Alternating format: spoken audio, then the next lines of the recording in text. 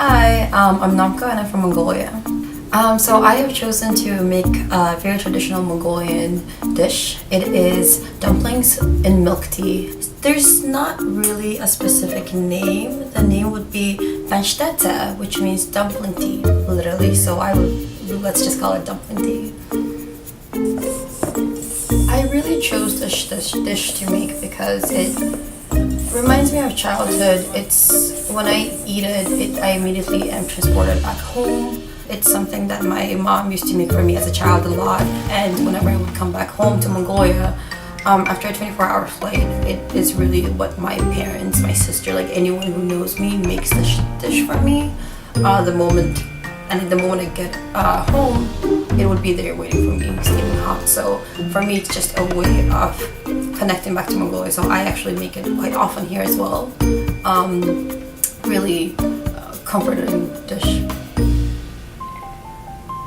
The dumpling is just going to have dough, meat, onions, salt and pepper, that's it.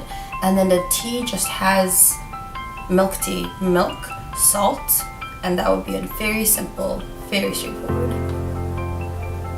Mongolians are very self-sustainable. If you know anything about Mongolia, we're nomads. We're constantly moving around. Maybe not necessarily in modern times where we all live in the city, but especially before, when everyone were nomads, it wasn't like you can just go to a grocery store and pick up the ingredients, right?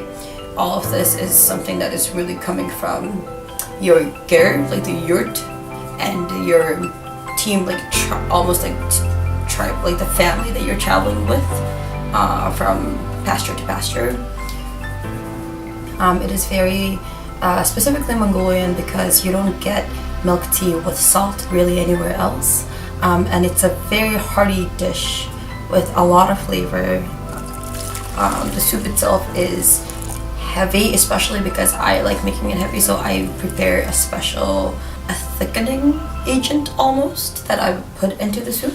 So what you do is you take the fat from a sheep's tail, a few pieces, very few thin slices, and then you fry it, and then you get the fat out and then make it really oily. And once you get enough fat out, and grease the entire pan, you add flour, just like plain flour on top of it, and then you fry everything together until the flour gets that very nice smoky smell, taste.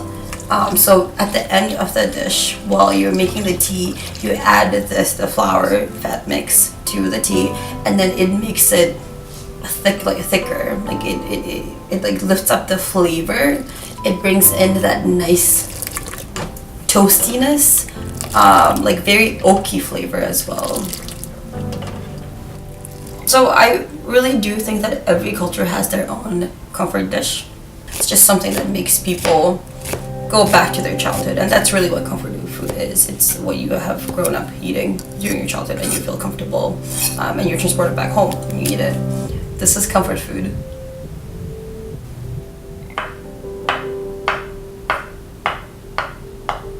So it's hard because a lot of people say that home is where the heart is.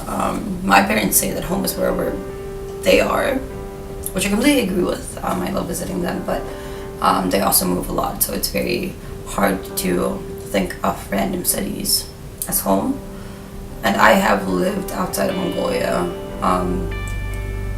for the past 5 years now, but even then I still think of Mongolia as home. When I think about where I'm going to live in the future, when I think about where I'm going to work and I want to make a contribution to, it's always Mongolia. I know that I'll always return there, and it will take me back with open arms, even if I have left for a while. I definitely make Mongolian food often. I definitely like having all my Mongolian friends come over so we can cook together. And then it's also different with my parents or family, right? Because with them, we'll make the dishes that we like as a family, that we used to eat when we were younger. So the audience changes, but at the same time, like I would say we all do it because we want to feel like we're back home. The audience changes, the dishes change, the celebrating reason, like whatever the reason is behind why we're doing it changes, but it's always the same point, which is we are all Mongolian and we want to go maybe not necessarily go back home, but we want to reconnect to home. And doing that over Mongolian food is really the best way to do it. And vodka, of course. I'm just gonna throw that in there. Yeah.